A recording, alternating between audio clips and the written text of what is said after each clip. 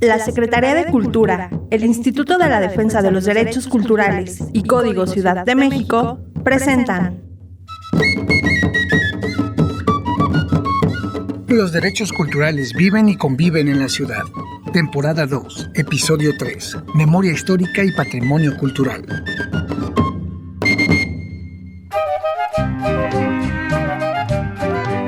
Bienvenidas sean todas las personas a este espacio, donde platicamos sobre el ejercicio de los derechos culturales en la Ciudad de México.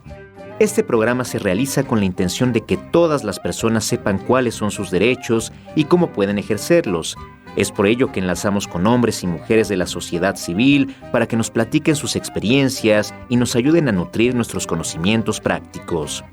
Para el episodio de hoy contamos con la participación de Iván Gómez César Hernández, doctor en Ciencias Antropológicas y autor de libros y artículos sobre historia de México y sobre diversos actores sociales de la Ciudad de México, temática en la que se ha especializado. Coordinó el proyecto Diagnóstico Cultural Participativo de Coatepec en la Universidad Autónoma de la Ciudad de México. Víctor Hugo González Chimal, nativo del pueblo de San Francisco Tecoxpa, en la Alcaldía Milpalta, director del colectivo Los Tiquimichis y miembro del Consejo de la Crónica de Milpalta. Y Emily Sandy Mesa Cendejas, pobladora de San Pablo Ostotepec de la Alcaldía Milpalta, pedagoga especializada en educación indígena y comunitaria en contextos urbanos. Ha participado en el diseño de programas educativos con comunidades indígenas e instituciones. Hay que recuperar, mantener y transmitir la memoria histórica, porque se empieza por el olvido y se termina en la indiferencia. José Saramago, Premio Nobel de Literatura.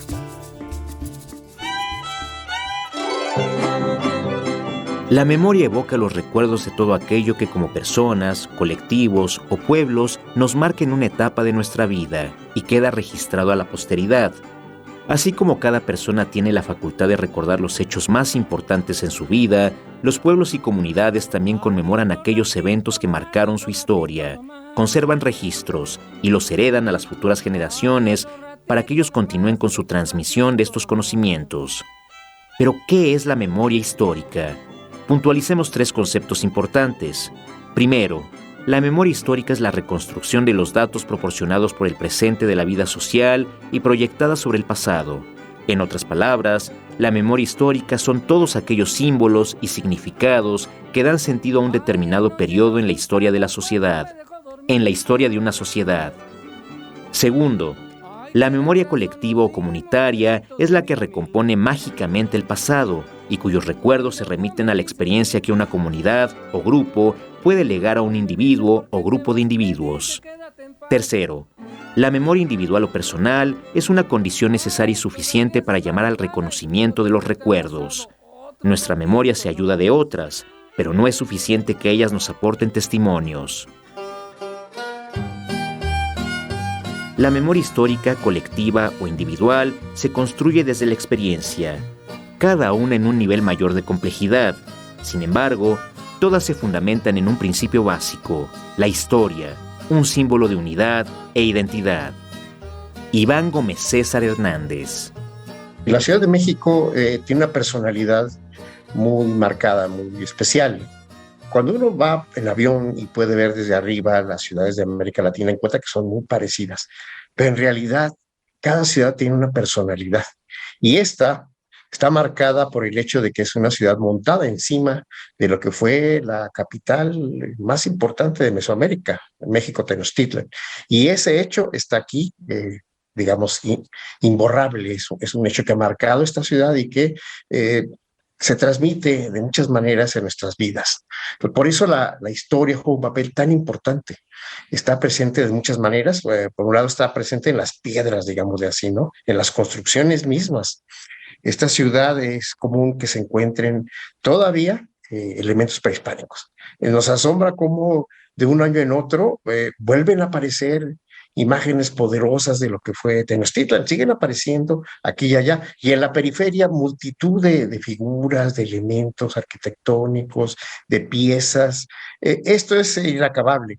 Es por eso, porque esta es una ciudad que muy moderna, pero que está sustentada en una historia muy antigua. pero la historia va mucho más allá. No solamente son las piedras y las cuestiones arqueológicas. La importancia de la historia está marcada porque está presente en nuestra vida diaria.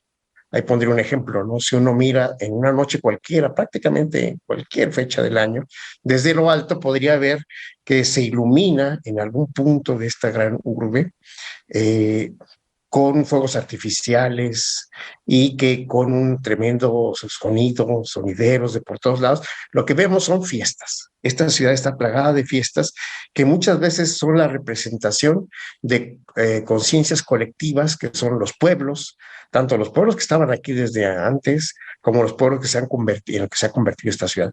Pueblos y barrios que celebran, eso es esta ciudad, esas dos cosas, ¿no? De un lado, ese diálogo con las piedras antiguas que sigue estando, y del otro, la permanencia de una cultura muy antigua. Entonces, por eso la historia inevitablemente es parte de nuestras vidas. Así como las personas tienen sus recuerdos, los pueblos son sinónimo de historia. Todos tuvieron una función, un proceso de consolidación y al día de hoy continúan haciendo su propia historia. Al respecto, Víctor Hugo González Chimal comparte. Sí, existen pues dos versiones respecto a la fundación del pueblo. La primera, que es como la versión oficial que manejan todos los gobiernos aquí locales, está basada en un discurso histórico que empezó allá en la década de 1930, apenas el siglo pasado, y habla de que fuimos pueblos de origen chichimeca, que el pueblo se funda, llegan y se asientan en esta zona de Milpa Alta en 1140, y en 1536 hay una refundación de estos pueblos ya por parte de la corona española. Esa es como una de las versiones.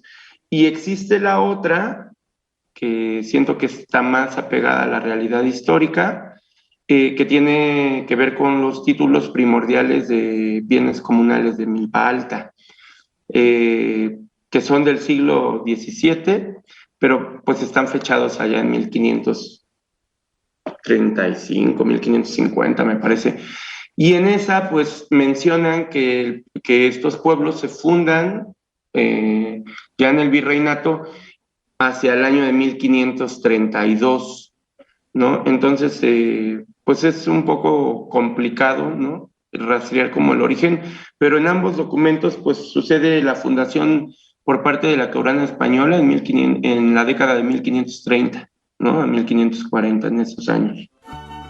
Estas historias regularmente han pasado de generación en generación a lo largo del tiempo y principalmente a través de la tradición oral, y el evocar el nacimiento de nuestros pueblos refleja el ejercicio del derecho a la memoria, a través del cual podemos tener presentes cuáles son los hechos fundamentales que nos dan identidad y pertenencia. Gómez César Hernández. La historia es una necesidad, es parte de una conciencia, es parte de una identidad. Entonces hay momentos diferentes. Yo creo que estamos viviendo un momento en el que la necesidad de esta historia es mucho más visible. Ahora uno ve, si sumáramos la cantidad de publicaciones que hay en torno a las múltiples historias que implica esta ciudad, es de asombrarse. Particularmente algunos actores sociales muestran claramente esta necesidad como muy aguda, ¿no? Por ejemplo, el actor más antiguo, los pueblos originarios. Yo tengo varias décadas trabajando con pueblos originarios y puedo apreciar cómo esto ha dado un vuelco. Yo estimo que ha de haber cientos de libros publicados donde la autoría es de ellos mismos, de personas ligadas a ellos en torno a estos pueblos originarios. Entonces, en primer lugar es eso, para hablar de la memoria tiene que hablarse de algo vital, no solamente de una necesidad académica, de una necesidad de conocimiento en abstracto, de una política de gobierno, no, es una mezcla de todo ello. Lo que tenemos en primer lugar es una necesidad de identidad que mueve a la gente. Se vuelve un asunto realmente importante conocerlo, ¿no? Entonces tenemos este primer elemento. Y luego del otro hay un montón de manifestaciones culturales que también buscan fijarse en la memoria, ¿no? Yo voy a poner un par de casos. Las danzas. Las danzas son tan antiguas como casi como este valle, bueno, esta cuenca.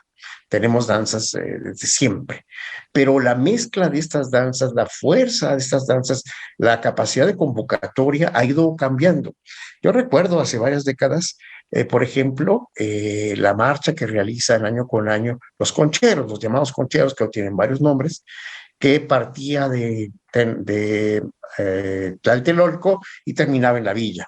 Había cientos de personas que ataviadas con sus plumas, con todos sus trajes majestuosos, su música, se juntaban en esa iglesia tan poderosa, esa iglesia colonial, y luego marchaban hacia la villa de Guadalupe. Bueno, pues ahora si uno va a ese mismo recorrido, es asombrosa la cantidad de gente que va. Yo creo que hacemos multiplicado por 3, por 4. Cuando uno ve las comparsas de carnaval en la ciudad, esas también se han multiplicado. Me tocó trabajar un poco con el pueblo de Santa María Aztahuacán y recuerdo que había, no recuerdo bien, 10, 12 comparsas, muy grandes, son comparsas de cientos de personas, igualmente implican trajes muy ostentosos, a veces muy costosos, con hilo de oro y trajes de charro y toda una parafernalia asombrosa. Bueno, ahora son el triple. ¿Por qué? La pregunta es, ¿por qué está pasando eso en este y en otras muchas expresiones culturales? Está pasando por lo que decía un momento, la necesidad de una identidad, la necesidad de fortalecimiento de lo que se es. Entonces, antes que nada, en primer lugar, la necesidad de la historia es parte de un proceso de reconocimiento de lo propio, de reconocimiento de quién se es. Es un asunto de identidad. Entonces, bueno, yo creo que lo que está pasando es que ahora tenemos ese proceso claramente visible. Es muy probable que no sea solamente esta ciudad. Yo creo que esto tiene dimensiones mucho más profundas, planetarias, o por lo menos de toda América Latina, y que está ahí, ¿no?, como una fuerza que lleva a esto. A eso hay que agregarle que tenemos, por suerte, una orientación ahora de los centros educativos mucho más marcada por esto. Contamos ahora con muchísimos más jóvenes y no tan jóvenes que están especializándose en esta historia, en el manejo de los archivos, en el manejo de toda la técnica que implica todo esto, ¿no? La fotografía, el cine, en fin. Para mí, lo que estamos es ante, de un lado, un proceso social, que es esta necesidad de la que hablaba, y del otro, una capacidad mayor de poder esta historia, contarla mejor, tener instrumentos para que esta historia se convierta en un elemento más poderoso, más visible, más compartido.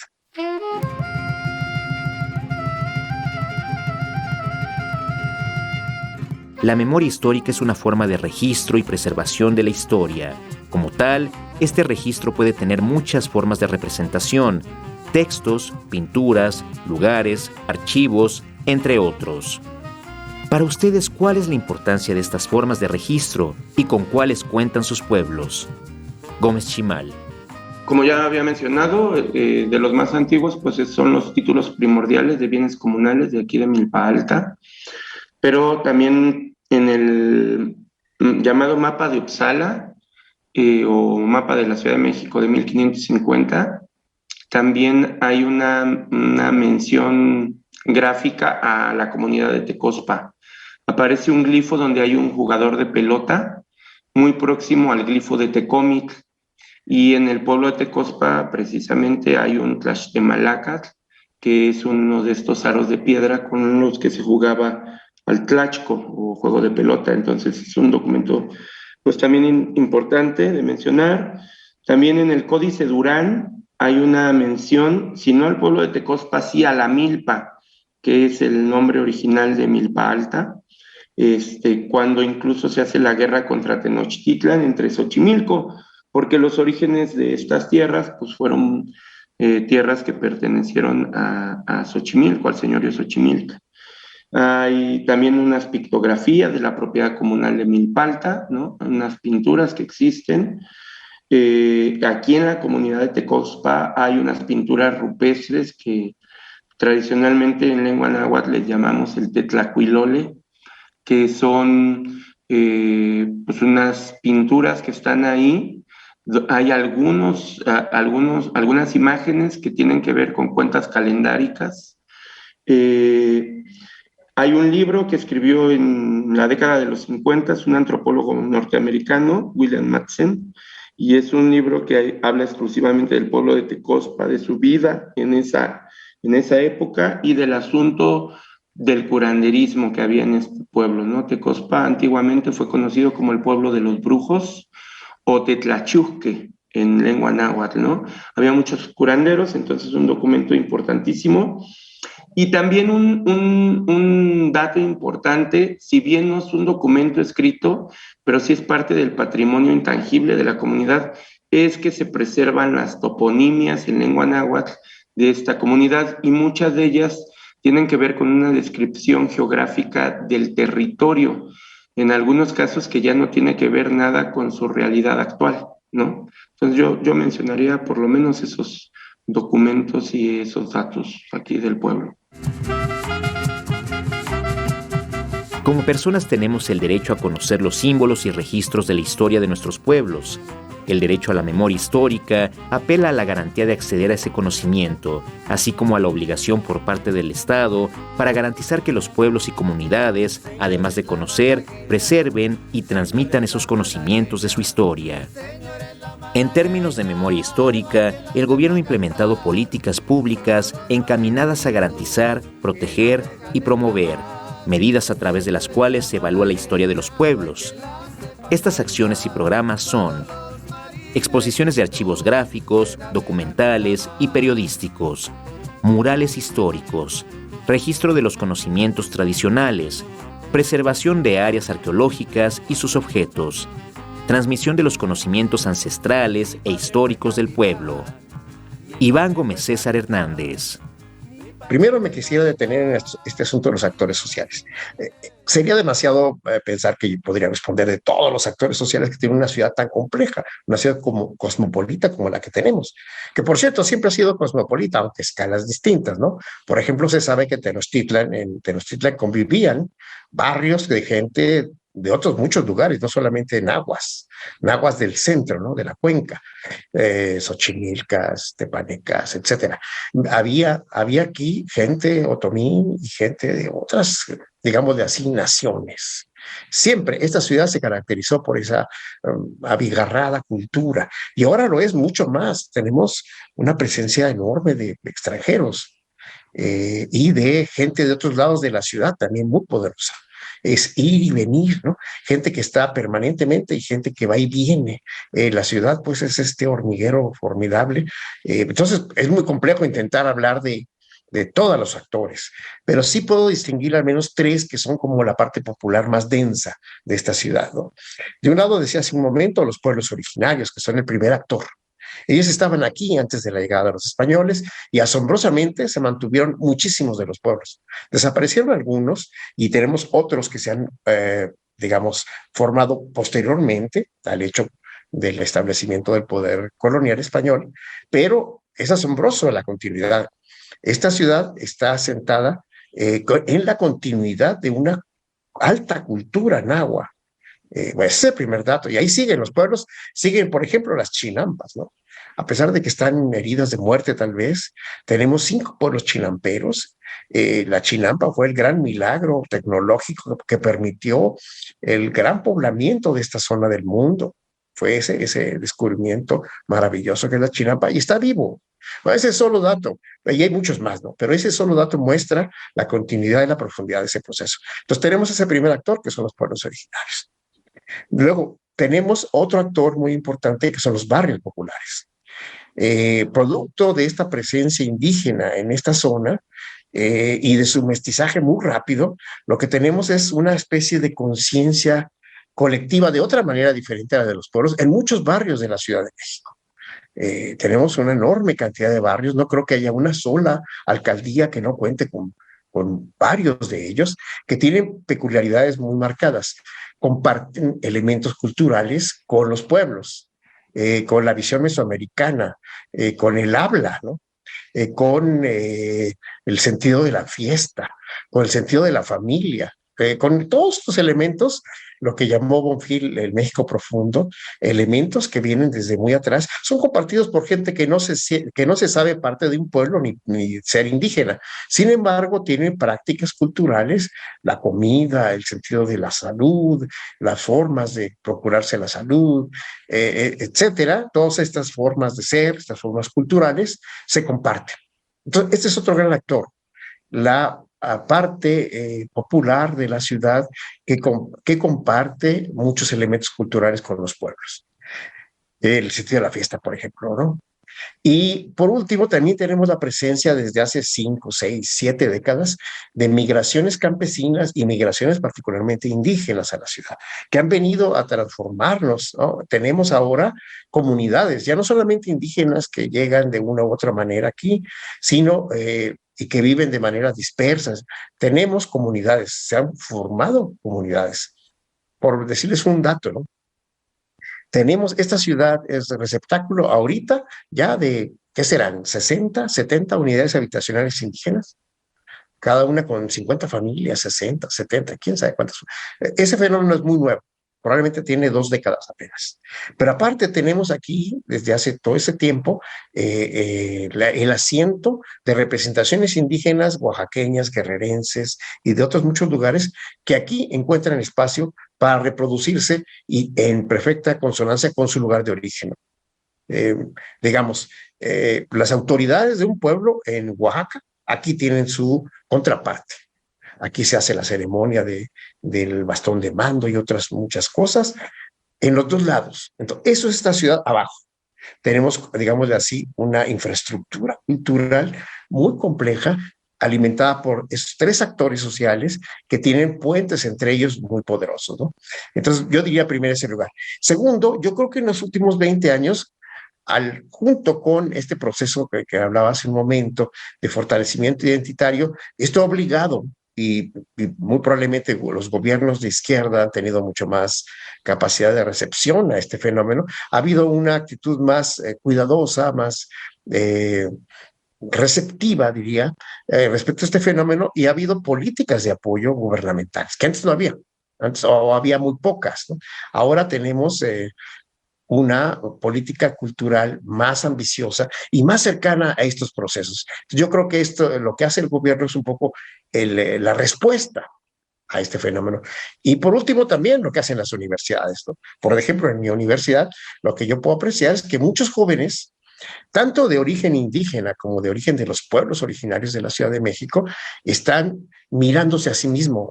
Entonces lo que tienen son tesis y trabajos que buscan recuperar su ser, ¿no? Recuperar su historia, su forma de ser, su cultura, etcétera. Entonces todos los fenómenos juntos son los que explican por qué estamos ahora en este momento buscando tan afanosamente el elemento de la identidad cultural y la memoria histórica, porque están todos estos fenómenos confluyendo.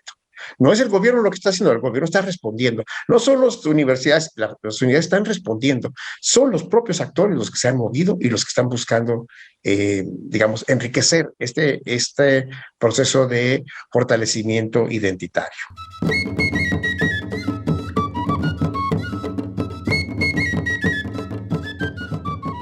¿Nos podrían compartir qué acciones se realizan en sus pueblos? Víctor Hugo González Chimal. Bueno, desde el colectivo Tequimichis, nosotros hemos realizado distintas actividades, hemos hecho exposiciones, hemos tenido 6 exposiciones a lo largo desde 2005 hasta la fecha, que tienen que ver con un asunto de fotografía antigua, piezas arqueológicas que se han encontrado aquí en la comunidad, una cuestión pues más etnográfica que tiene que ver con el vestido tradicional del hombre, de la mujer, sobre algunos máquinas o instrumentos que utilizaban en el pasado, ¿no? Por ejemplo, para la extracción del pulque y cosas en seres domésticos. Y también hemos montado, o más bien hecho documentales. Tenemos 2 documentales, uno muy, muy antiguo, que ya es como del siglo pasado, de 1990, por ahí así me parece, Se llama Sobre Piedras Amarillas, es como una monografía del pueblo, una monografía visual. Tenemos otro que se llama Tlacualeras, que habla sobre pues todo el trabajo que hacían las señoras para llevar el almuerzo al campo. Allá en el pasado hemos tenido un programa de radio que se llamaba Radio Revista Tequimichi.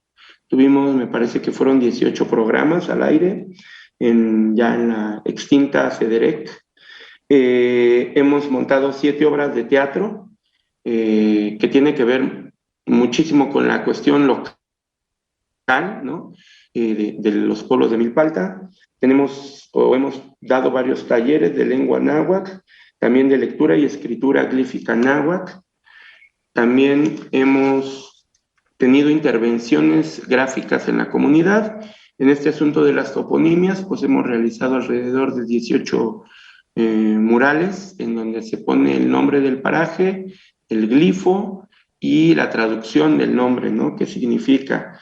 Tenemos un archivo fotográfico que fundamos allá por el 2005 y hemos tenido distintas colaboraciones con varias instituciones, ¿no? Básicamente es eso. Tenemos un grupo de música en el que semana con semana estamos en distintas alcaldías o estados, y siempre es llevar y compartir parte de la cultura náhuatl de los pueblos de Milpalta y del pueblo de Tecospa específicamente.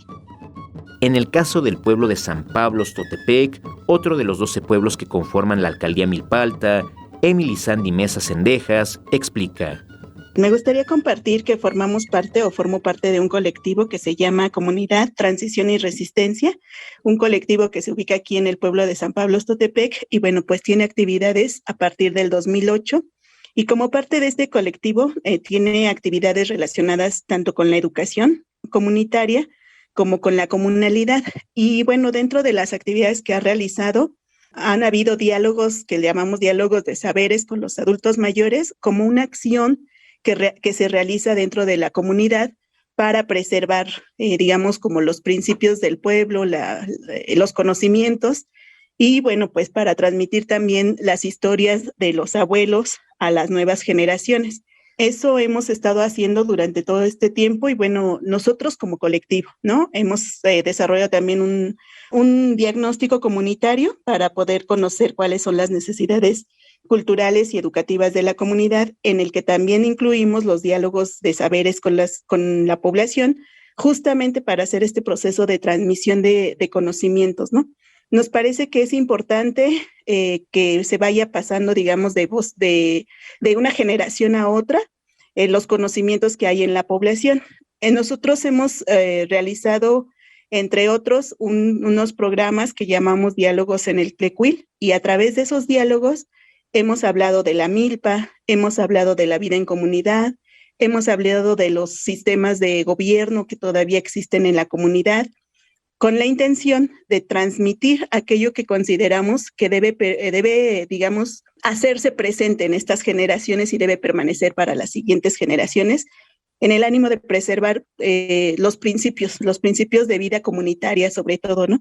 Sabemos que la vida es dinámica, que va a estar cambiando constantemente, pero nos parece que tanto los espacios como las prácticas culturales que los pueblos y las comunidades tenemos son importantes y deben, digamos, continuar transmitiéndose, ¿no?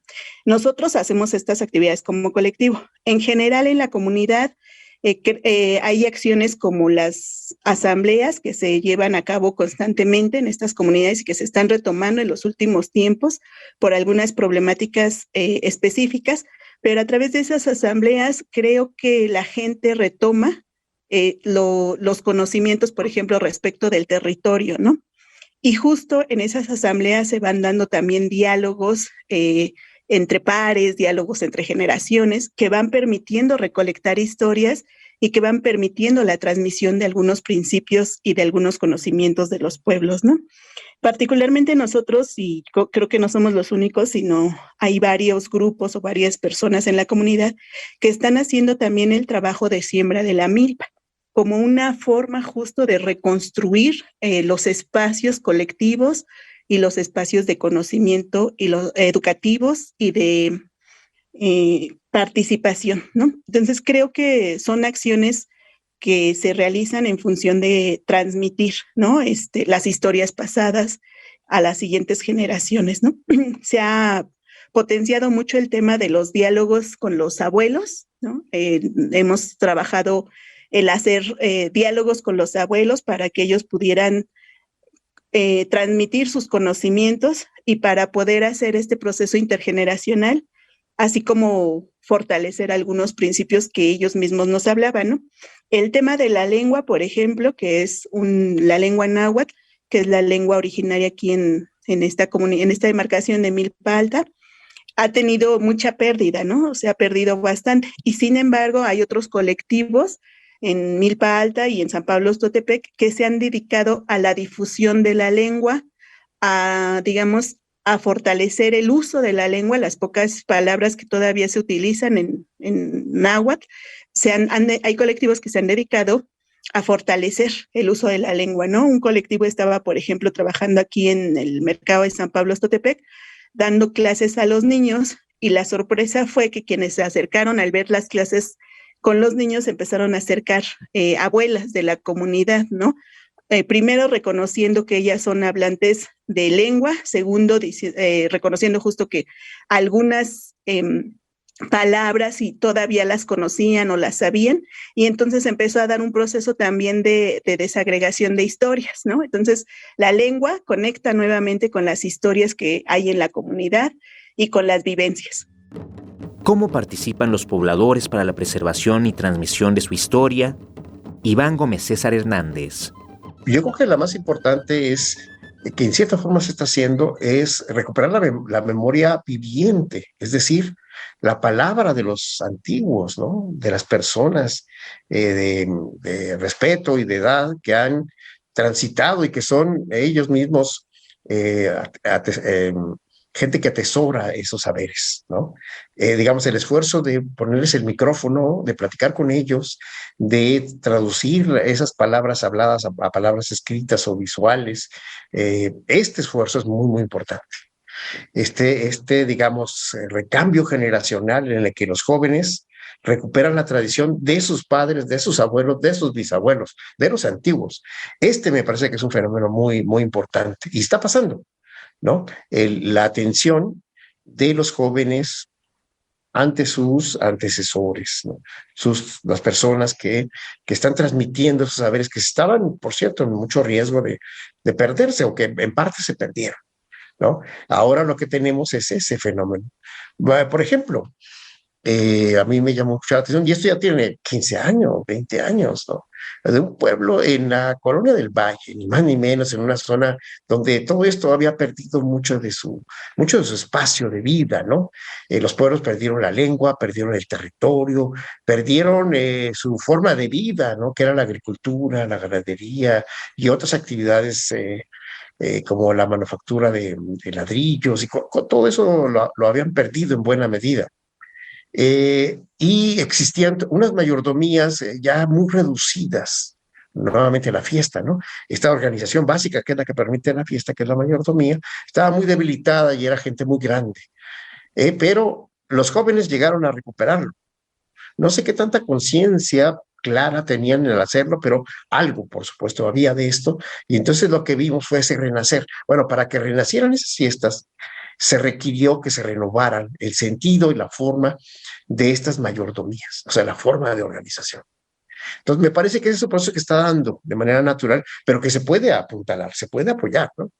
Yo creo que, por ejemplo, la memoria de lo que fue el primer gran ejercicio de esto, que fue el programa de apoyo a pueblos originarios, que hizo la Secretaría en ese tiempo, ya no existen esas instituciones, han cambiado mucho. Esa era parte de la Secretaría de Desarrollo Social del Gobierno Central de la Ciudad de México. Inventó ese programa por una peculiaridad muy especial que ahorita no voy a comentar porque nos llevaríamos tiempo, pero empezó a funcionar de manera increíble. Primero fueron los pueblos del sur, ¿no? Solamente las delegaciones que conforman todavía la parte rural y semirural de la ciudad, los que participaban. Pero después, muy rápidamente, entró Iztapalapa y, en fin, después toda la ciudad. Se descubrió que no era un fenómeno solamente campesino, era un fenómeno popular que está en cualquier espacio de esta ciudad, aunque sea plenamente urbano. Por ejemplo, ese descubrimiento nos dio a entender cómo el dato agrícola no era el fundamental, aunque sí es muy importante, pero no era el dato decisivo. Tenía que haber otras cosas, y en este caso es la memoria histórica. Entonces, bueno, una vez que este programa empezó a intervenir, y eso podemos hablar de otros, como el PACNIC, que no tenía presencia en esta ciudad, y por el mismo sentido, ¿no? Que era como para zonas rurales o pueblos pequeños. No, esta gran ciudad de repente se descubrió que tenía una muy intensa vida cultural, muy parecida a la población objetivo de estos programas, y hoy tienen una vigencia muy grande, ¿no? Estos y otros programas que ha de haber, incluso también por parte de las alcaldías, ¿no? Por parte de las alcaldías también ya ahora, no todas, ¿verdad? Me imagino que esto varía, depende de quién esté al frente y la idea que tenga, pero ya podemos hablar de que estas políticas gubernamentales fueron respondiendo a este fenómeno social del que estamos hablando, ¿no? Entonces, bueno, creo que tenemos este tipo de fenómenos ahí. La capacidad que tengan los programas depende de que tengan correspondencia, coherencia en relación a un hecho social como el que estamos viviendo, de lo que, insisto, me parece que es un fenómeno muy claro, que es este fortalecimiento de la necesidad, de la identidad, de la conciencia colectiva, en cualquier condición, ya sea urbana o rural. González Chimal. La participación de la comunidad aquí de Tecospa básicamente ha sido aportando información, ya sea que ellos sean informantes, que nos den testimonios vivos de la palabra, de lo que han vivido o de lo que los abuelos les narraron. Y también nos han aportado documentación, ¿no? Documentación para que se digitalice y que esté pues al alcance, ¿no? de la comunidad o de los investigadores. También nos han aportado en algunos casos piezas, que pueden ser piezas arqueológicas, como tepalcates, o también algunos enseres domésticos, como han sido metates que dicen, ya no los usamos, pero pertenecieron a mi abuela o a mi bisabuela, pues mejor consérvenla ustedes, y cuando monten exposiciones que sean mostradas. En la cuestión logística nos han apoyado muchísimo cuando se han hecho exposiciones y se requiere mano de obra, la verdad, porque es mucho trabajo, pues muchas veces ellos colaboran con camionetas, vehículos, para ir a traer mamparas, para poner las piezas. En ese sentido también nos apoyan mucho. Nos han apoyado también con espacio físico en sus hogares. Un par de exposiciones se hicieron al interior de casas antiguas del pueblo, pues para darle todo este contexto, ¿no? del pasado histórico de la comunidad. También en la cuestión de las intervenciones plásticas, de los murales, han aportado parte de las fachadas de sus hogares para que ahí se hagan las pinturas, ¿no? Y que toda la comunidad pueda reconocer pues también esta cultura náhuatl que aún poseemos, ¿no? Entonces, pues básicamente ha sido como eso, principalmente en lo que nos han apoyado. Mesa Cendejas. La participación de la gente en general nos parece que ha sido activa, diríamos, ¿no? Cuando hemos hecho diálogos, primero, pues, la gente participa, ¿no? Y después, algo que nosotros hemos visto es que después estos grupos con los que hemos trabajado, surge, digamos, otro líder, otra persona que está interesada en el tema y crea otro grupo, ¿no? Que a lo mejor solamente se reúnen 2, 3 veces, no sé, para dialogar, pero que tiene como principio, como razón de ser, el dialogar sobre las historias, el dialogar sobre la participación. Entonces, yo creo que es activa y creo que tiene que ver con esto, con organizar reuniones. Hubo un momento en el que se quiso organizar algo que se llama la escuela comunal, aquí en Milpalta en general, pero en donde participaban personas de San Pablo Totepec, después de haber reflexionado un poco sobre que estábamos perdiendo historias, sobre que estábamos perdiendo territorio, sobre que estábamos perdiendo prácticas comunales, sobre que estábamos perdiendo a nuestros jóvenes, bueno, no son nuestros, pero que la juventud está muy cerca de situaciones, digamos, vicio, ¿no? De situaciones de adicciones. Entonces, creo que por ahí a la participación de la comunidad se ha dado un poco interesados por el territorio, un poco interesados por acciones políticas, por las juventudes, por la educación y por reestructurar la comunalidad. ¿A través de qué acciones considera que el gobierno los puede ayudar? Come César Hernández. Me parecería muy interesante que hubiera una visión que juntara los elementos que están ahí, ¿no? Como piezas de un rompecabezas, que son, como decía hace un momento, por ejemplo, las universidades y el sistema de educación superior y medio superior en general. Ahí se expresa parte de este fenómeno. Bueno, tal vez apuntalar, apoyar a los jóvenes de estos espacios para que tengan una incidencia. La están teniendo, pero digamos, lo que hace la política gubernamental es incidir, ayudar, darle cierta direccionalidad mayor a este tipo de cosas, generar instrumentos que permitan que esto que ya se da tenga mayor organicidad, digámosle así, ¿no? Estimular a los jóvenes que están ya buscándose a sí mismos para que tengan lo que hagan más presencia, ¿no?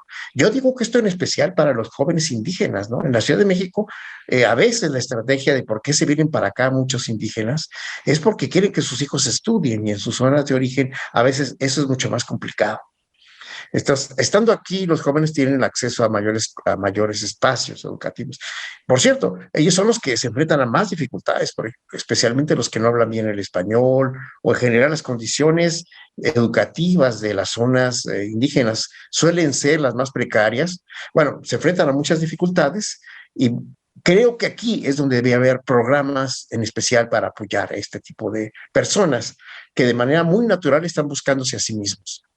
Ese me parecería que es algo que hace falta.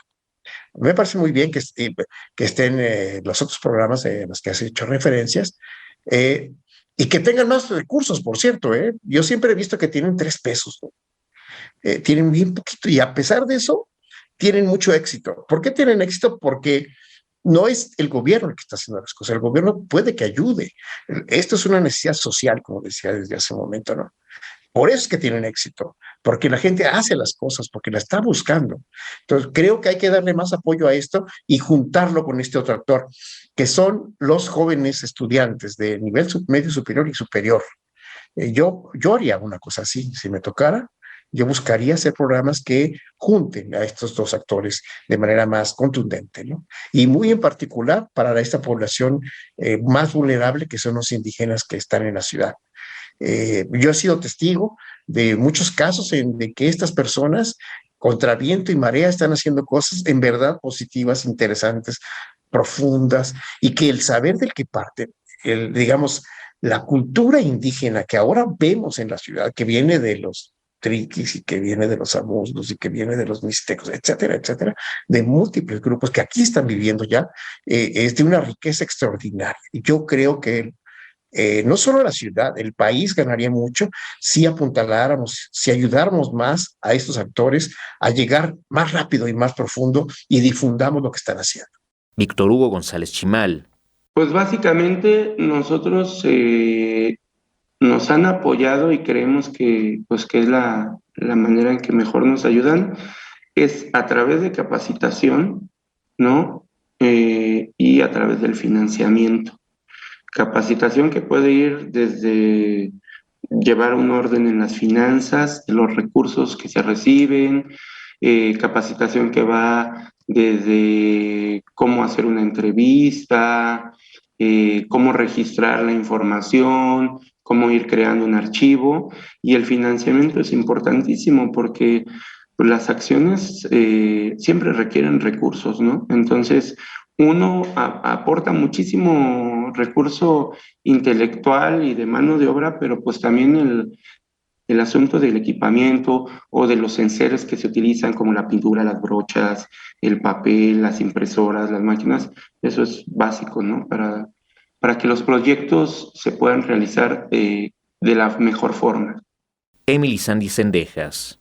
Justo en un diagnóstico que nosotros realizábamos sobre educación y sobre cultura en Milpa Alta, pues veíamos que hay muchos colectivos, tratamos de enlistar la cantidad de colectivos que hay en Milpa Alta, y bueno, ellos decían, entre otras problemáticas, que no hay un recurso para estos colectivos, ¿no? Entonces, creo que se podría trabajar el tema de ir fortaleciendo las acciones que ya algunos colectivos están realizando en la localidad a través de apoyos que brinde el gobierno para que esas acciones se sigan realizando, ¿no? ¿De qué acciones estamos hablando? Algunos tienen libroclubs, otros tienen ludotecas o espacios para jugar, otros están haciendo pintura, otros están haciendo danza, algunos otros están trabajando el tema de las lenguas, pero cuando la política del gobierno es que esas clases o esos talleres o esos talleres se realicen dentro de los espacios institucionales, ¿cómo explicar?, de gobierno, y no se abre la posibilidad a que también quienes están haciendo fuera de los espacios gubernamentales, cultura y educación, es un trabajo también importante. Entonces tendría que haber un reconocimiento de ese trabajo, ¿no? De las acciones que los jóvenes y los colectivos en general están haciendo fuera de las instituciones de gobierno, ¿no? Entonces, un reconocimiento para el trabajo que se está haciendo, fortalecer esas redes culturales y educativas que ya están presentes en las comunidades, a través tal vez sí de algún apoyo que se pueda brindar a partir de programas que el gobierno tenga o pueda desarrollar, y por supuesto a lo mejor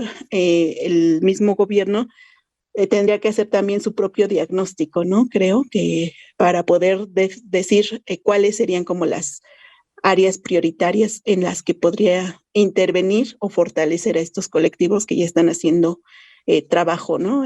Un poco un colectivo nos decía, nosotros estuvimos haciendo trabajo en el mercado, pero de repente o hacemos trabajo en los barrios que están fuera del centro de los pueblos, pero cuando vemos algunas convocatorias que vienen, resulta que tenemos que dar las clases en alguna de las instituciones que ya tiene el gobierno, ¿no? Entonces, nosotros hemos estado trabajando fuera, en donde no llega como el servicio, a pesar de que estemos en la ciudad, no todo está céntrico, ¿no? Entonces, creo que esa es una demanda por parte de los colectivos que creo que podría retomarse.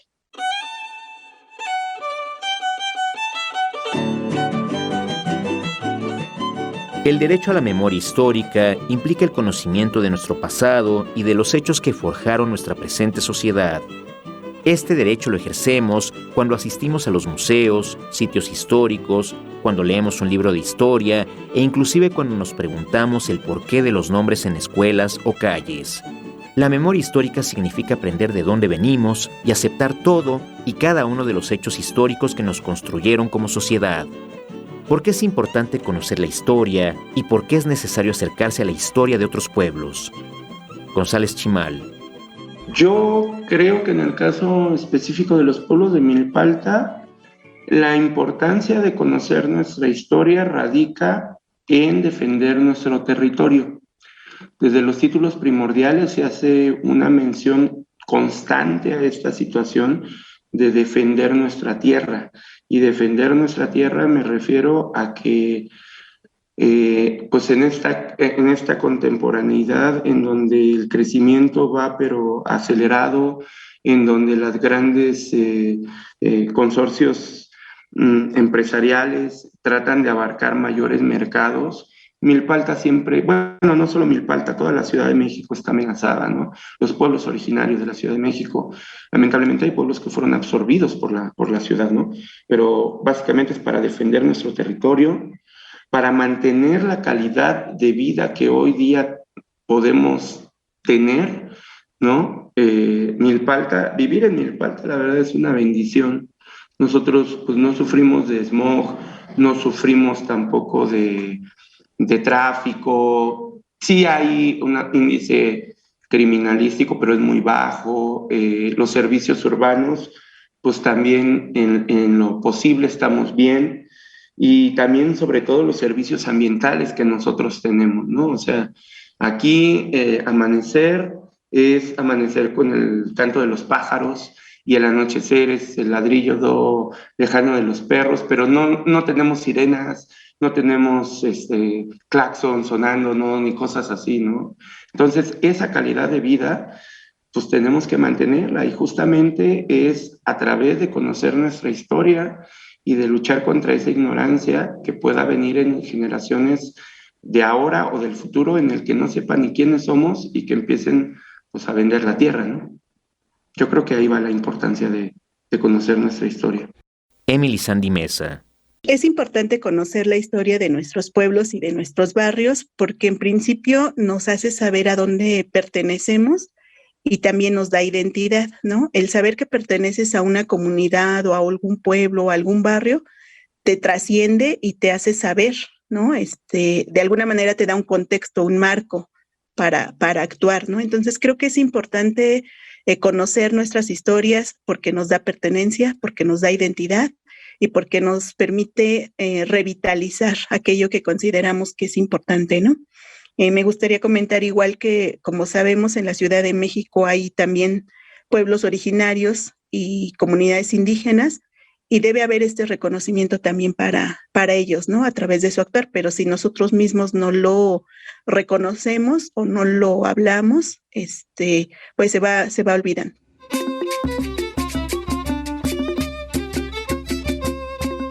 Esta conversación ha sido muy enriquecedora. Les agradecemos su participación. Para finalizar, ¿hay algún mensaje o recomendación que quieran hacerle a las personas que nos están escuchando? Iván Gómez César Hernández. Bueno, yo creo que así como decía de que sería útil cruzar fronteras entre actores, por ejemplo en este caso, e instituciones, yo ponía en especial el hecho de las universidades. También otras instituciones, las bibliotecas. Tenemos una cantidad especular de bibliotecas en la ciudad cuyo uso es muy limitado, muy, muy limitado. Es pobre, digámosle así, ¿no?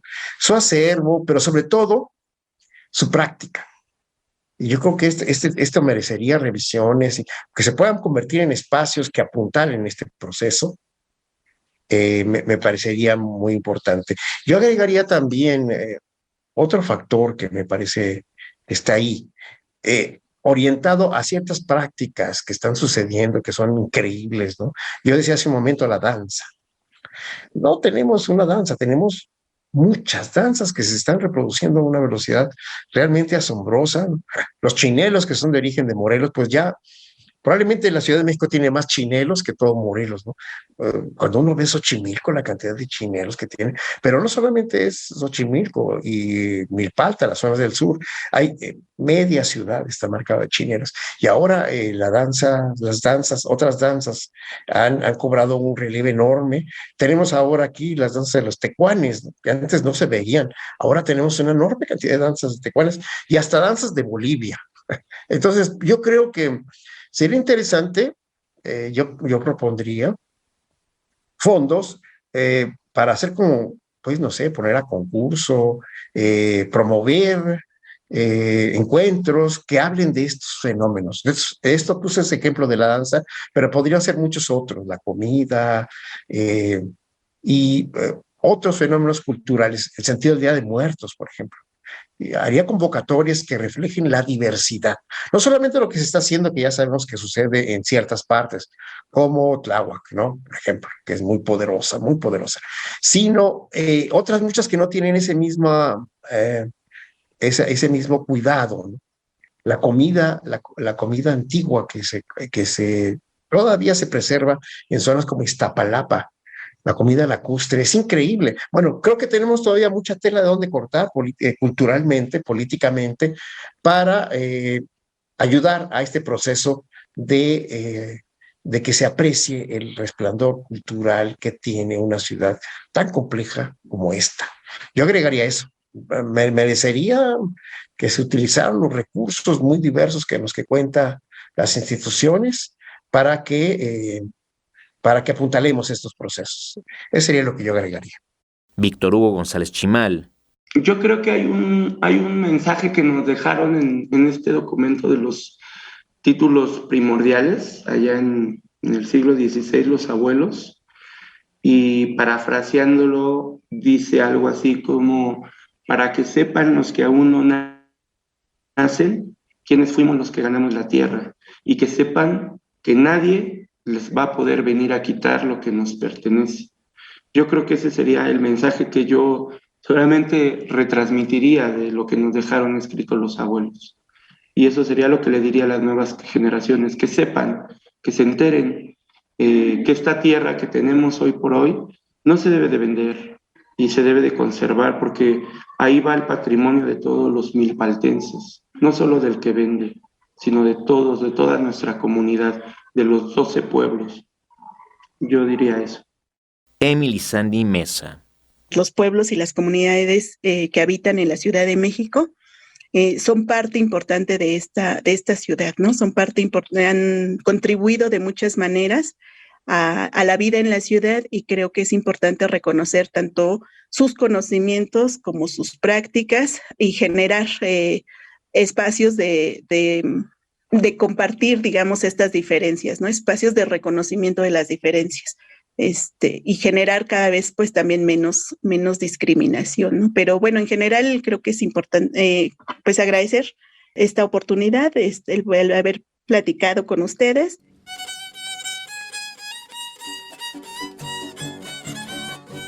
Bueno, esto ha sido todo por hoy. Los esperamos en la próxima emisión de Los Derechos Culturales Viven y Conviven en la Ciudad, donde continuaremos platicando sobre el ejercicio y la práctica de los derechos culturales. Tlazokamate, Inictemaca, Nuchi, Totlanestri, Nanieli Papaki, Pampanani Tlamati, Inamo Eli Isel, Pampa elimiak, siwaik nimek, iwanik nimek, inik akyuyan, neki iguan, kualit lasotlan, altepet semanawan, iwanik Danieli, miak papaki, Nani temaka, miak, tlazokamate iniknuchi. Tlazokamate, nimis tlazotla. Tlazokamate iniknuchi. Tlazokamate, nimis tlazotla. Tlazokamate iniknuchi.